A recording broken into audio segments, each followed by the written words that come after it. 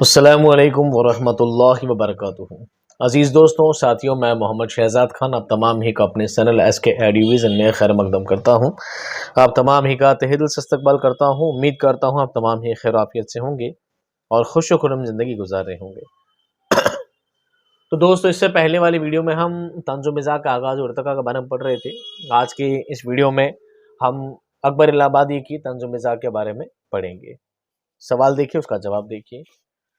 اکبر الہ آبادی کی تربیہ اور مزاحیہ شاعری پر تنقیدی نوٹ لکھیے۔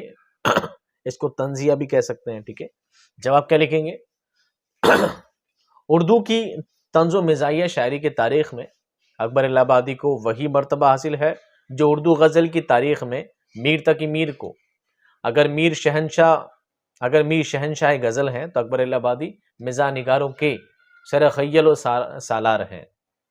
اکبر الہ آبادی اودھ پنچ دور کے مشہور طنز و مزاح نگار ہیں، اس لیے شاعری میں کمال کا درجہ رکھنے کے ساتھ طنز نگاروں میں بھی اپنی اہمیت رکھتے ہیں۔ اکبر کی طنزیہ اور مزاحیہ شاعری کا عروج 19ویں صدی کے آخری اور 20ویں صدی کے اول میں ہوا۔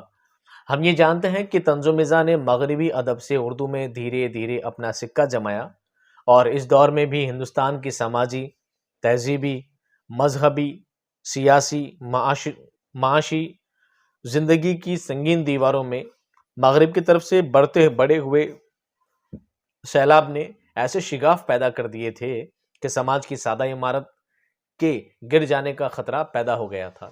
ایسے میں اکبر کے ذہن اور بازوؤں میں ایسی طاقت پیدا ہوئی کہ طنز کے تیز نکیلے تیروں کی بارش شروع ہو گئی۔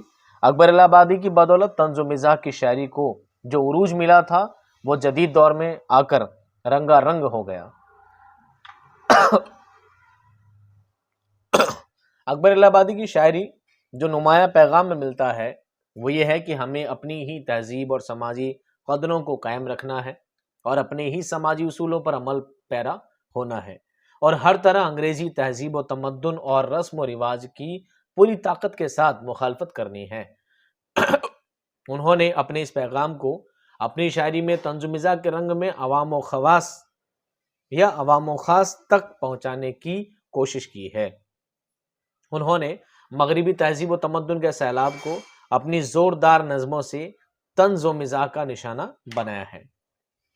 تو بھی گریجویٹ ہے، میں بھی گریجویٹ، ویسے گریجویٹ ہوتا ہے، ٹھیک ہے، انگلش میں گریجویٹ، لیکن اس کو اس بحر میں لکھا گیا ہے تو بھی گریجویٹ ہے، میں بھی گریجویٹ، علمی مباحثے میں میرے پاس آ کے لیٹ، لکھنا پڑھنا پڑا ہے پائپ کا، پانی پینا پڑا ہے ٹائپ کا۔ یہ ان کا طریقہ ہے لکھنے کا۔ ان اشعار میں اکبر نے انگریزی لفظوں کو خوبصورت انداز میں استعمال کر کے انگریزیت پر ہی طنز کیا ہے۔ دراصل انہوں نے کئی مقامات پر انگریزی الفاظ استعمال کرتے ہوئے اپنی شاعری میں طنز و مزاح کی ایک نئی رنگت بھی پیدا کی ہے اور انگریزی تہذیب پر طنز کی تلوار بھی ماری ہے۔ ہوئے اس قدر مہذب بھی گھر کا منہ نہ دیکھا، کئی عمر ہوٹلوں میں مرے اسپتال جا کر۔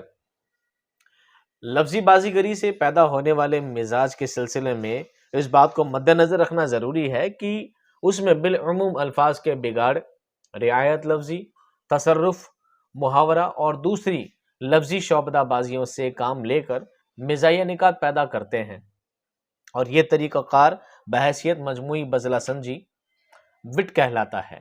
وٹ کو برحمل حاضر جوابی، فقرہ بازی یا لفظوں کا کھیل سمجھنا چاہیے۔ لفظوں کا پڑھاؤ گھٹاؤ بزلہ سنجی کی سب سے ضروری شرط ہے، اور اس کے لیے تضمین، تصرف اور محاورہ کے حروف استعمال کرتی ہیں۔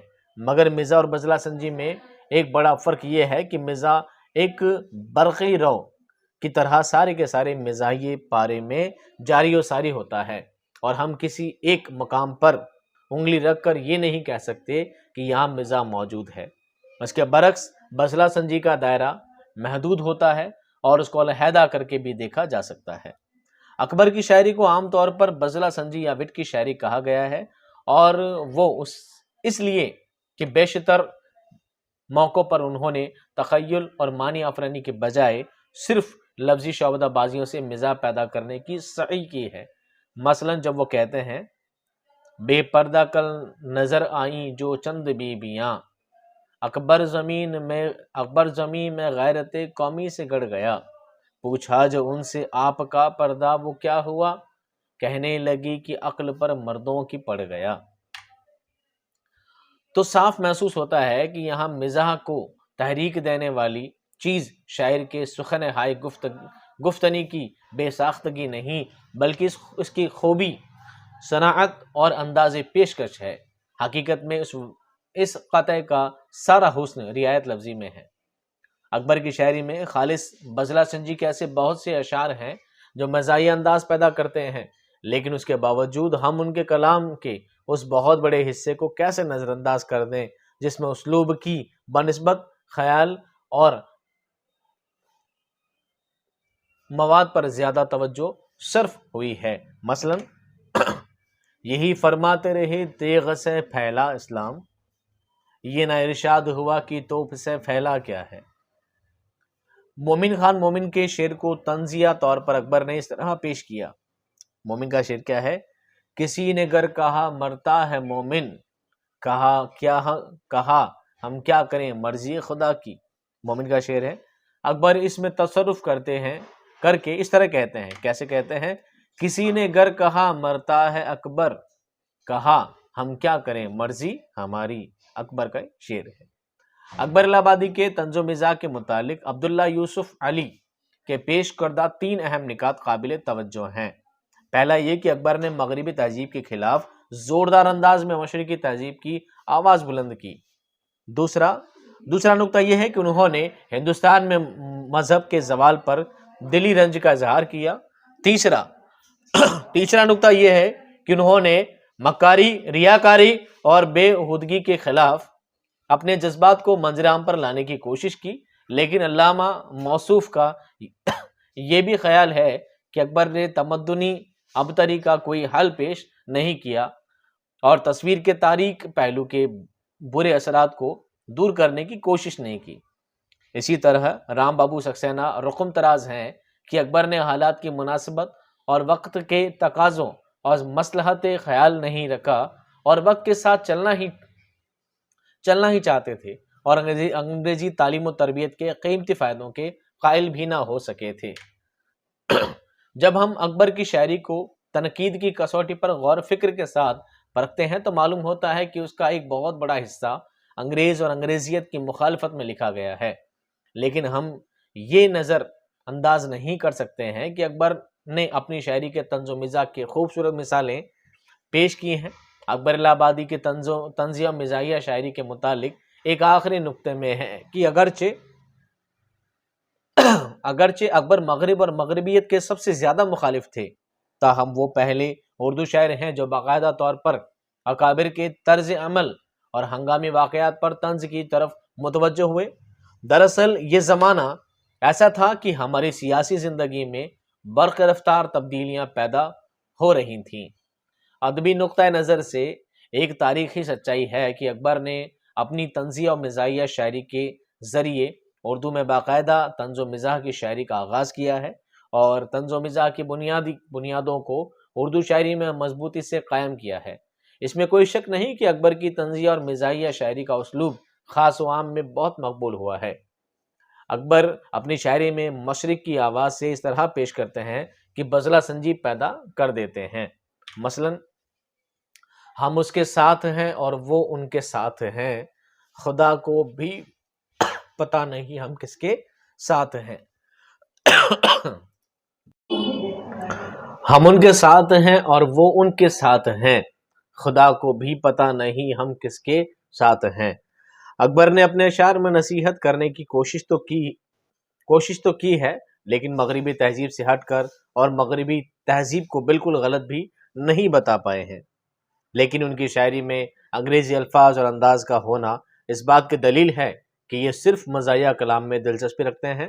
لیکن ہماری رائے یہ ہے کہ اکبر جیسا شاعر کوئی دوسرا نہیں ہے، کیونکہ انہوں نے اپنی شاعری